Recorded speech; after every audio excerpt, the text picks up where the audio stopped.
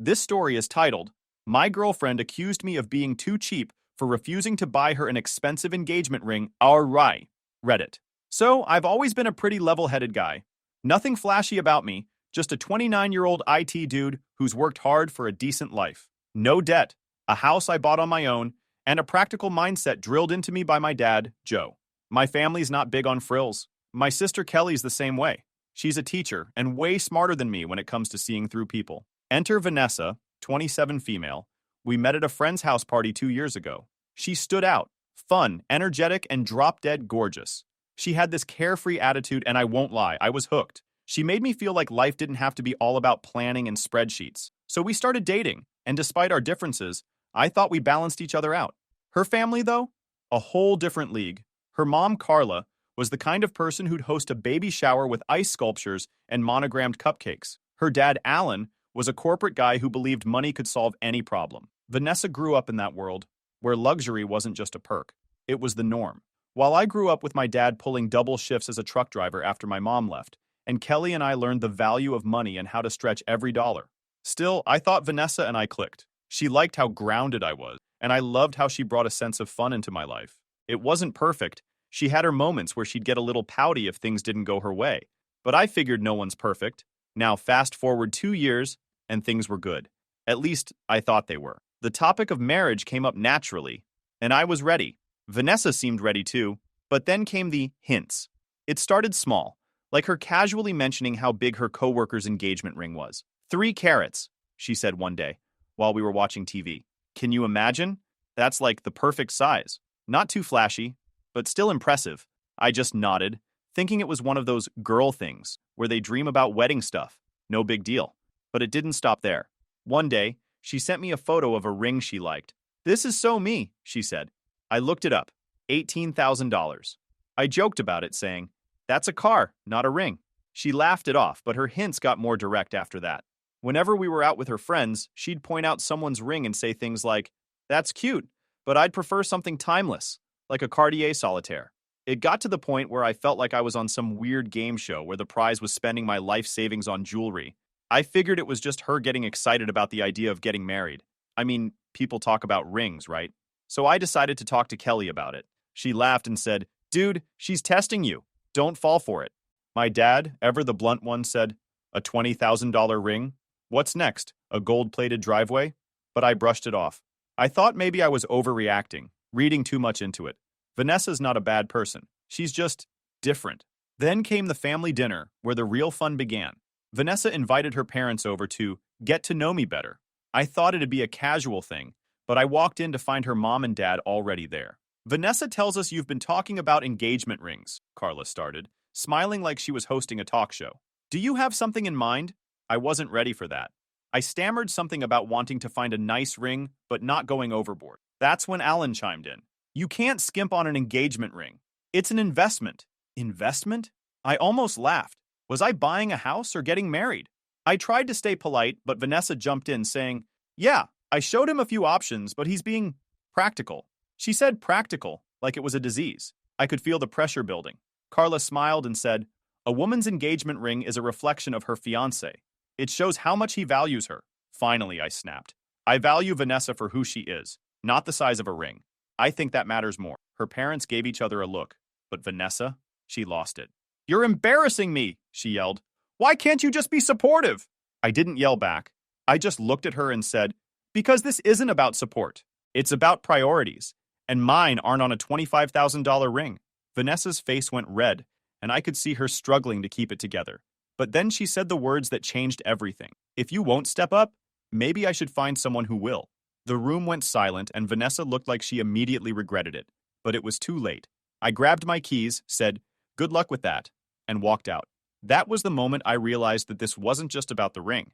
It was about what Vanessa and I wanted out of life, and they weren't the same things. After that dinner, Vanessa doubled down on the ring talk, like we were in some sort of competition with the Kardashians. A few days later, we're having dinner at her place. She's scrolling on her phone while we're eating, not even trying to be subtle. Then she slides her phone across the table like she's presenting a business proposal. Look at this one, she says. It's a Tiffany solitaire. Price tag? A casual $23,500. I just stared at her, hoping she was joking. Vanessa, you can't be serious. She rolled her eyes. Why not? It's perfect. I'd wear it forever. It's not like you can't afford it. That last line hit a nerve. I wasn't poor by any means, but I wasn't exactly swimming in cash either. I've worked hard to be financially stable, and here she was, acting like I had a money tree in the backyard. It's not about whether I can afford it, I said. It's about whether it's a smart decision. She leaned back, crossing her arms. What do you mean, smart decision? This is a once-in-a-lifetime thing. It's not like I'm asking for a yacht. The yacht comment was meant to make me feel ridiculous, but it just made me more annoyed. Vanessa, $25,000 is a down payment on a house. Do you know how long it takes to save that kind of money? Her response, it's not about the money, it's about what it represents. It shows how much you care. And there it was, the typical symbolism argument. I couldn't believe what I was hearing. So, let me get this straight. If I spend less than $25,000 on a ring, that means I don't care about you? She didn't answer right away, which was answer enough for me. Instead, she gave me this look, like I was some clueless idiot who didn't understand how the world worked. I'm just saying, it is a big deal. My mom's ring is worth more than that, and they've been happily married for 30 years. I wasn't about to sit there and let her rewrite reality. Your mom's ring didn't keep their marriage together. They did. This whole thing about the ring being a symbol, it's just marketing. It's a rock, Vanessa. A shiny, expensive rock. You'd think I'd insulted her entire bloodline. It's not just a rock. It's a commitment. It's about showing that you're serious about us. At this point, I realized we were speaking completely different languages. I thought a ring was about love and intent. She thought it was a status symbol. And it wasn't just her. Her whole world revolved around appearances. The hints turned into straight-up demands after that night. It was like she thought if she just pushed hard enough, I'd eventually cave. I realized that one time when we were hanging out with her friends, one of them asked how our ring shopping was going. Before I could say anything, Vanessa jumped in. Oh, we're still deciding. I've shown him a few options, but you know how guys are. They don't understand what's important to us. Her friends laughed like it was the funniest thing ever, and I just sat there, stewing. She was making me look like some clueless, unsupportive boyfriend in front of people who didn't even know me. Later that night, I brought it up. Why would you say that? You made it sound like I'm not serious about this. She shrugged like it was no big deal. I was just joking. Relax. But it didn't feel like a joke. It felt like she was setting the stage for some narrative where I was the bad guy if I didn't do exactly what she wanted. The final straw came during a family gathering, this time with my family. My dad, my sister, and I had Vanessa over, and somehow the topic of rings came up again. Vanessa wasted no time letting everyone know her standards. Well, I've always believed that an engagement ring should be an investment, something timeless and valuable, she said, looking straight at Kelly, like she was trying to make some kind of point. Kelly didn't miss a beat. That's an interesting take. I always thought the investment was in the person, not the jewelry. I couldn't agree more. Vanessa smiled, but it didn't reach her eyes. Of course, but a ring is forever, and it's something that shows the world how much you value your partner. My dad, ever the straight shooter, chuckled. Well, I got my late wife's ring from a local jeweler for $800, and we were married for 20 years. Doesn't seem like the ring was what mattered. Vanessa's face froze. She tried to recover with a laugh, but you could tell she wasn't happy. Later, when we were driving home, she let me have it. Your family doesn't get it. They're acting like I'm shallow for wanting something nice. I tried to explain that it wasn't about the nice part. It was about the price tag and the pressure. Vanessa, you're not shallow, but you have to understand, this is a huge amount of money for something that doesn't actually build our future. Her response? You're just like them. Cheap. I couldn't take that word again. Cheap. It stuck in my head like a splinter.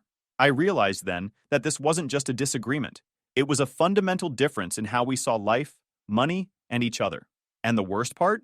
I was starting to feel like no matter what I did, it wouldn't be enough for her. At this point, Vanessa wasn't just hinting anymore. It was full-on pressure, and honestly, I was getting fed up. The more I tried to explain my perspective, the more she acted like I was committing some kind of relationship crime. After the family dinner, where she didn't exactly win over my dad or Kelly, things at home got tense. Vanessa wasn't outright yelling or anything, but she had this way of making her disappointment known without saying it directly. The other night, I was sitting on the couch, scrolling through my phone, and she walked in with her laptop. She didn't even sit down, just stood there with the laptop open, facing me. Can you explain something to me? She asked, her tone already making it clear this wasn't going to be a casual conversation. I looked up, bracing myself. Sure, what's up? She turned the laptop around, showing me an article titled, How Much Should You Spend on an Engagement Ring? It had some nonsense rule about spending 3 months' salary. Vanessa, of course, had already done the math. According to this, you should be spending at least $21,000. I blinked at her, half expecting her to laugh and say she was kidding. But no, she was dead serious. You don't actually believe that, do you? I asked. She crossed her arms. Why not? It's standard. Most people follow it. Vanessa, I said, trying to keep my cool, that rule was literally made up by diamond companies to sell more rings. It's marketing, not reality. Her face tightened. So you're saying I don't deserve a ring that meets basic expectations? She kept throwing the same words around, like I was some villain trying to cheat her out of her dream life. I'm not saying that at all, I replied. I'm saying I'm not going to let a made-up rule dictate how I spend my money. She didn't like that answer, not one bit. It's not just about the money, she snapped. It's about the fact that you don't seem to care about making me happy. Every time I bring this up, you shut me down like I'm being unreasonable. I leaned forward, looking her in the eye. Because it is unreasonable to expect me to spend that much on something that doesn't help us in the long run. Do you know what else we could do with $25,000? We could put it toward a bigger house, invest it, or... She cut me off. There you go again, acting like I'm asking you to drain your bank account. You make good money. This shouldn't even be an issue. And that's when I realized Vanessa didn't just see the ring as a symbol of love. She saw it as a status symbol, something to show off. She wasn't thinking about us as a team or our future together. This was all about her image. Things only got worse from there. A few days later, we were out with her friends again. I was hoping for a chill night, but nope. One of her friends, Ashley, asked how the ring shopping was going, and before I could even respond, Vanessa jumped in. Oh, we're still deciding, she said with this fake smile. But I've shown him a few options that would be perfect for us. He's just being cautious. Her tone was polite, but the underlying jab was clear. Everyone at the table picked up on it, and they all gave me that look, like I was some cheapskate holding her back from her dream. I tried to redirect the conversation, but it didn't matter. The damage was done. On the way home, I brought it up. Why do you keep making me sound like I'm the bad guy in front of your friends? She looked genuinely confused. What are you talking about? You know exactly what I'm talking about. Every time this ring comes up, you make it sound like I'm dragging my feet or being cheap. Do you have any idea how that makes me feel? She rolled her eyes. Oh, please, it's not like I'm lying. You are being cheap. That word again. Cheap. I'd heard enough. You're damn right I'm not dropping 25 grand on a ring, I shot back, cutting through her smug tone. It's called being responsible. You might want to try it sometime. She scoffed, waving me off like I was some clueless kid. You're so dramatic. All I want is a nice ring. Something I can actually be proud of. I leaned forward, locking eyes with her. And you seriously think a $5,000 or $7,000 ring isn't nice? You're acting like anything under a car's worth is an insult. Let me tell you what's embarrassing. Being more worried about the price tag than the person giving it to you. That shut her up. She sat there, staring out the window, pretending to ignore me. But the tension in the car was louder than any argument we could have had. The next morning, I woke up to a text from my sister, Kelly. She'd heard about the latest drama, because of course Vanessa had vented to her mutual friends, and it somehow made its way back to Kelly. You need to set some boundaries with her, Kelly wrote. This isn't about the ring anymore. It's about control. She was right. Vanessa wasn't just upset about the ring itself. She was upset that I wasn't bending to her will. But things didn't stop there. Vanessa started dropping snide comments during everyday conversation. If I mentioned saving money or budgeting, she'd say something like, "Oh, so you can be frugal about that, but not about something that actually matters to me?" It was like she was building a case against me in her head, one sarcastic comment at a time. And the worst part? She started involving her parents again. Then I got a call from her dad. Hey, just wanted to check in and see how things are going, he said casually. I wasn't in the mood for small talk, so I cut to the chase. What's this about, Alan? He hesitated for a moment, then said, Vanessa mentioned you're hesitant about the ring. I just wanted to make sure everything's okay between you two. I couldn't believe it. She'd actually gone to her dad to complain about that effing ring. Everything's fine, I said curtly. Vanessa and I just have different ideas about what's important. Vanessa was now using her parents as backup, like they were some kind of relationship referees. That night, I sat her down. We need to talk, I said. She looked up from her phone, already annoyed. About what? About this whole ring situation. It's starting to feel like you're more focused on the price tag than the relationship. That's not fair. She looked angry. No, what's not fair is the constant pressure you're putting on me, I said. I'm trying to build a future with you, but you're acting like the only thing that matters is how much I spend. She sat there, glaring at me like I was the villain in her fairy tale, but I wasn't about to back down. I've spent 2 years trying to make this relationship work, but at what cost? It hit me hard right then. Vanessa wasn't going to change. This wasn't about the ring anymore. It was about something bigger. I'm not against spending money on someone I love, but there has to be a line. I believe a relationship is about building something together, not one person being pressured to prove their worth with an overpriced piece of jewelry. Now I'm stuck wondering, am I being stubborn for standing my ground? Is it unreasonable to think $25,000 on a ring is just absurd? Vanessa made it clear what her expectations are, but I'm not convinced I'm in the wrong here. What do you guys think? Am I being too practical, or is Vanessa asking too much? I'll update you soon if things take a turn. Knowing Vanessa, this isn't over. Stay tuned. Update 1.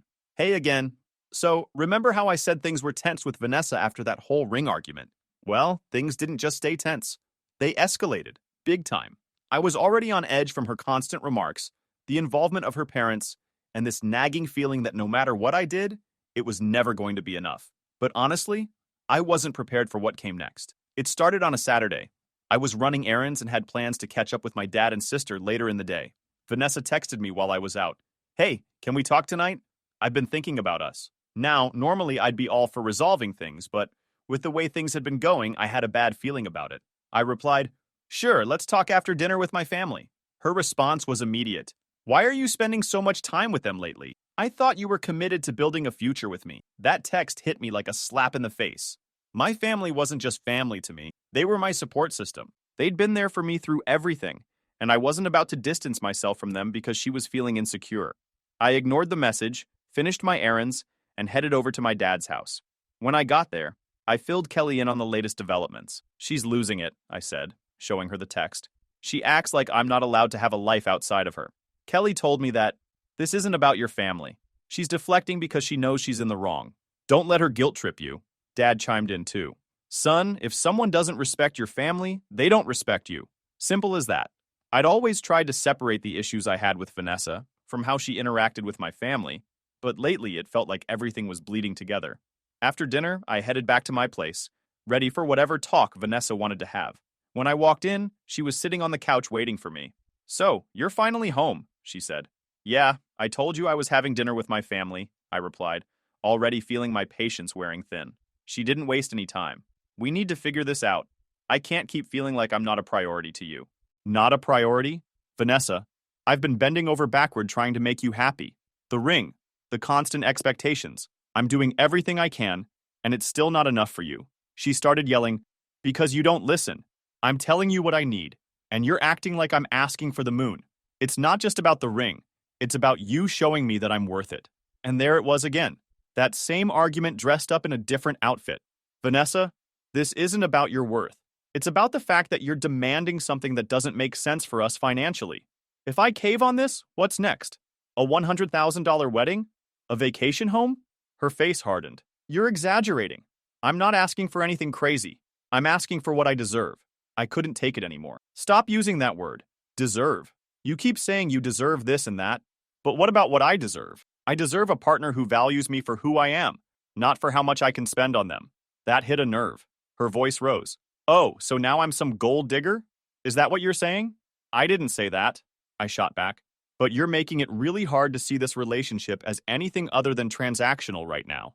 She leaned forward, her tone icy. You know what's transactional? This entire relationship. Let's be real. You should be thanking me for sticking around as long as I have. Do you think I couldn't have found someone else who'd treat me the way I deserve by now? I've wasted 2 years trying to get you to step up. That was it for me. She crossed the line, and I wasn't about to stick around for more of her nonsense. I saw her for what she was, and there was no point dragging this out any longer. I stood up, cutting through the tension like a knife. You know what, Vanessa? I'm done. She looked up, clearly caught off guard. What are you talking about? This. United States. It's not working. I've had enough of trying to keep up with your impossible expectations. If love to you is measured in dollars, then we're not on the same page. Because it shows you're serious about us, she snapped back. I was unimpressed. Serious? Let me tell you something. I've been serious about this relationship since day one, but you've turned it into a checklist of how much I can spend to prove it. I've already put up with so much, she said, pushing harder. You don't take me on nice vacations. You don't spoil me like other guys would. And now you're telling me you can't even buy me a proper ring? It's embarrassing. That was her truth, laid bare. I smirked, shaking my head. Embarrassing? You think you're embarrassed. Try being with someone who's been waiting 2 years for me to turn into their personal ATM. That's not what I meant, she shot back, clearly backpedaling. I just thought you'd want to make me happy. I've had to settle for less in this relationship for too long. I laughed. What exactly have you been settling for? Someone who doesn't bend over backward to fund your lifestyle? Yeah, you're right. You have been settling.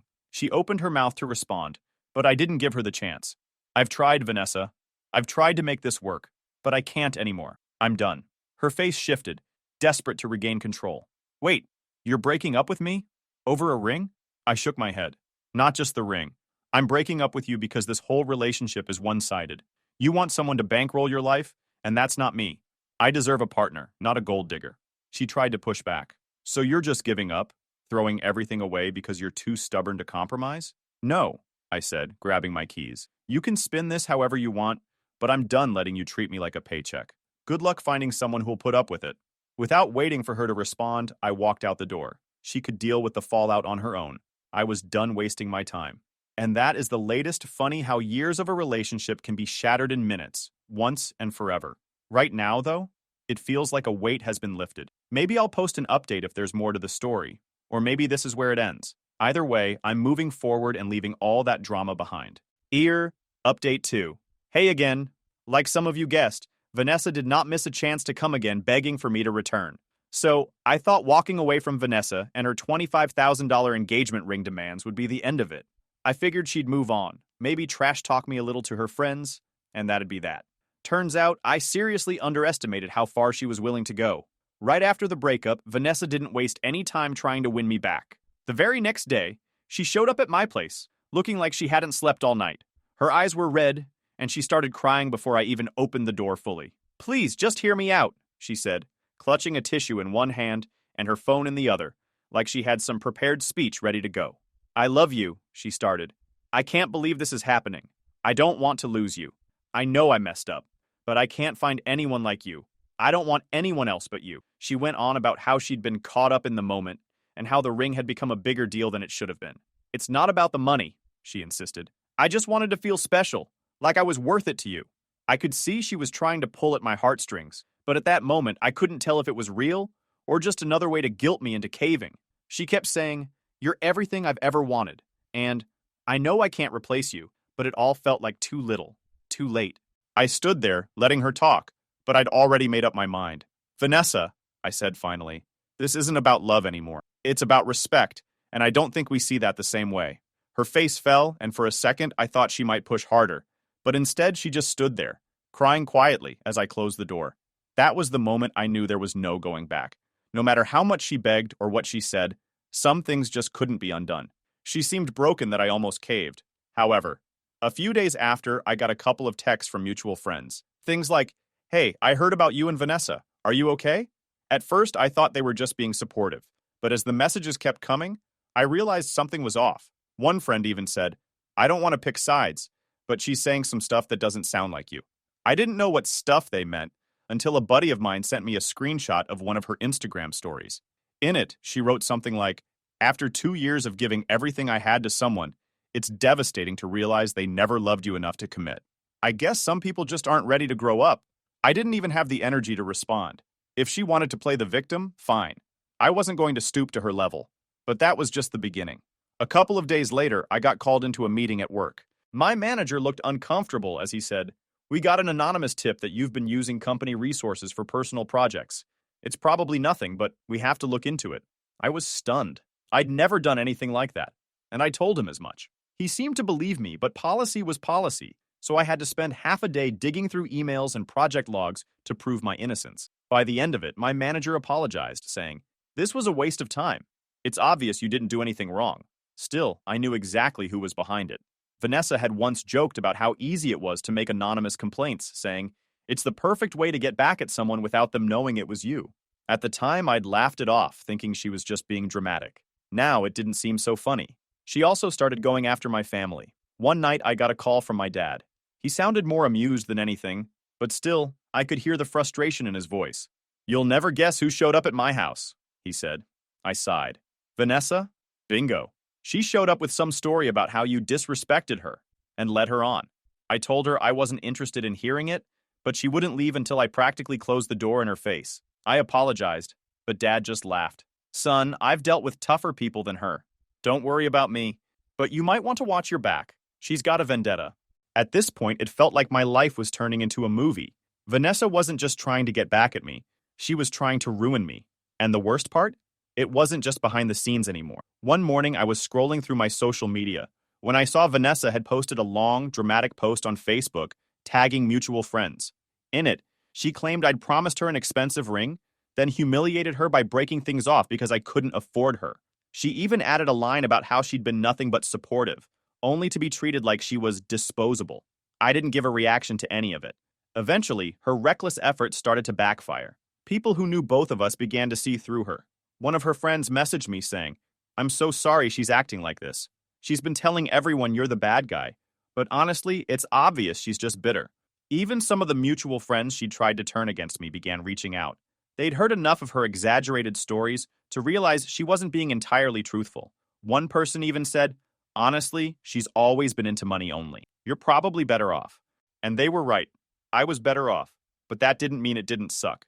Dealing with the fallout of a relationship is hard enough without someone actively trying to destroy your reputation. But as tough as it was, I learned a lot about myself and about what I want in a partner. And Vanessa, well, she can keep her $25,000 dreams. I'm done playing that game.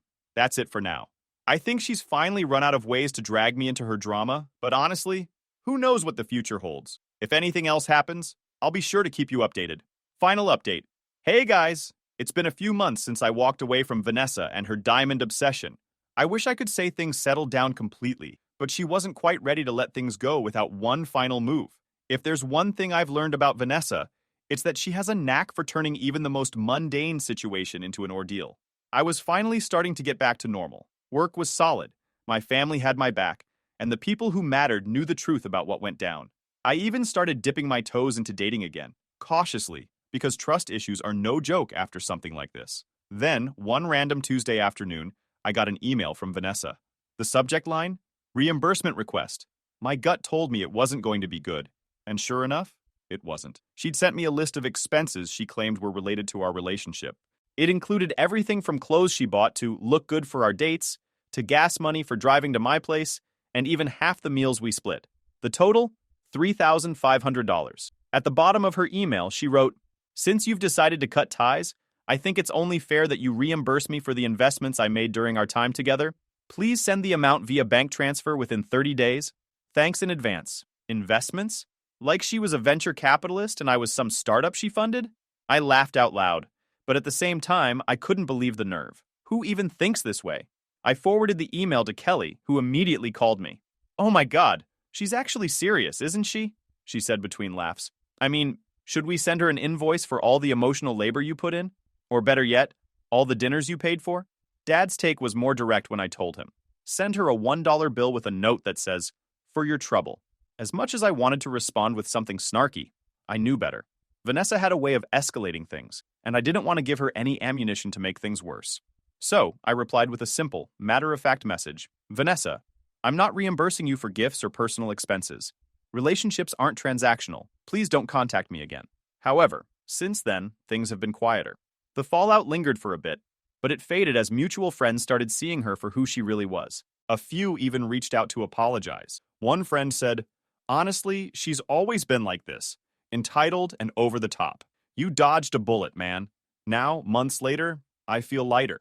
The whole experience taught me some tough lessons, but I came out stronger. For one, I've learned to spot red flags early and not ignore them for the sake of making it work. I've also realized how lucky I am to have family and friends who stand by me no matter what. As for Vanessa, last I heard, she's still chasing expensive dreams and hoping someone else will foot the bill. I don't envy her next boyfriend, that's for sure. Looking back, I'm not angry anymore. I'm just glad I saw the truth before it was too late. If there's one thing I've learned, it's that love should never feel like a financial transaction. Relationships are about partnership, not bank statements. If you're in a situation like I was, my advice is simple. Trust your gut, stand your ground, and don't let anyone make you feel like you're not enough. And if they start sending you invoices after the breakup, well, that's your cue to run. Thanks for sticking with me, Reddit. Maybe there'll be another update, but honestly, I'm hoping this is where the story ends. Here's to moving forward and leaving the drama in the past.